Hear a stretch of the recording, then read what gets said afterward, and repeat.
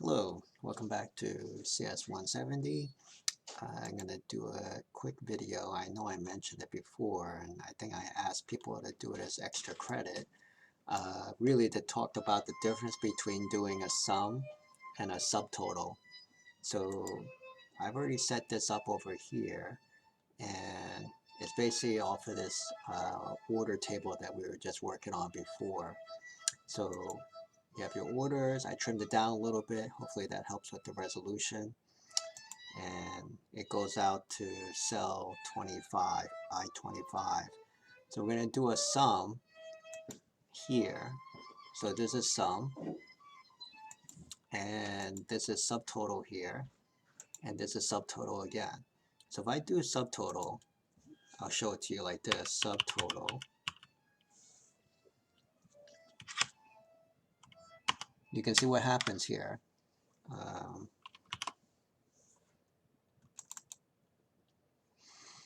So this is what you have available to you. You see all these low numbers here. These function numbers are low numbers here. And then you keep on scrolling down, then you see all of a sudden you see these numbers here like 100 something, and they look like the same thing, right? So for example, for your sum, you have 9, and then you also have 109. So you say, what's the difference? So I'm going to show that to you in a second here. Okay, but I set up these three things here just to show you visually what's going to happen in a second. Okay, so let me just clear this out here. So I did the same thing here for F and for G and for I, right? So I got along this row, I got all sums. Along here, I got subtotal with the function 9 for sum.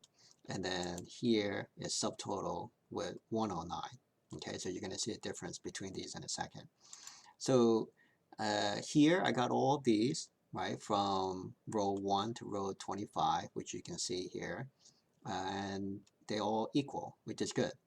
Okay, now let's see what happens if I hide one of these. Let's take this Seattle record and let's hide it. All right, so you kind of see what happened here. Okay, so these rows change. So let me go back here and unhide it just so you can see it. So you see this is 267, 267, 267, 99, all that kind of stuff, right?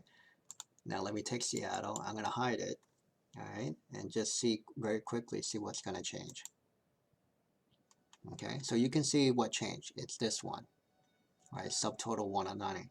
So really, if you look at it, subtotal 9 pretty much behaves the same as 9. Okay, so this and this essentially behave the same way. Okay, so these two, when you hide a row, it doesn't change anything. Okay, so it's going to recognize that it's going to be able to sum all of these, even if I hid it. Okay, but now this one here, subtotal, once I hid that row, it pretty much says like, okay, I'm looking at this sheet and I'm going to sum it visually here. Right, so this is what you kind of have to be careful with. When you look at this, all of a sudden you do a sum on it and you say, wait, that doesn't look right. Why did it sum up to a different number? It's because there's this hidden column, hidden row, I should say, here, right? So I look at this, I'm thinking, okay, this is the sum. How come it doesn't look right? It's because I hid one of the rows here. And so if you look at it from a visual standpoint, this is the one that you care about, right? So you just have to understand the behavior and see what you're trying to do. In some cases, you want to be able to have something that's very flexible, that I can go and hide the different rows based on filtering or whatever, and then you want whatever you can see to be updated, to be correct, right? Because otherwise you get very confused. You'll see all kinds of numbers are gone here, and then why is this sum still showing that?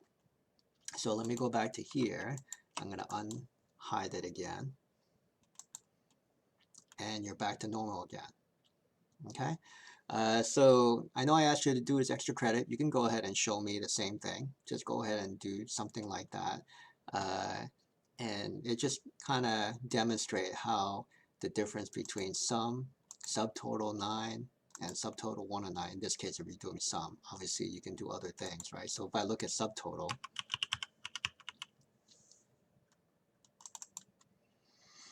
so really all the regular functions that you're used to, right? So you have the count function, you have the max, the min, um, you were doing the standard deviation, we had the sum obviously. Um, so, and then they're equivalent here.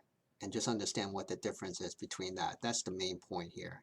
Okay, so there will be one that you would use if you want to see everything, regardless of whether the cells are hidden or not, or the row is hidden or not. And then there'll be some that you just wanted to process the records that you can see on the sheet.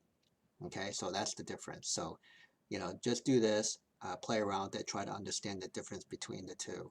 And then that's the main point for this.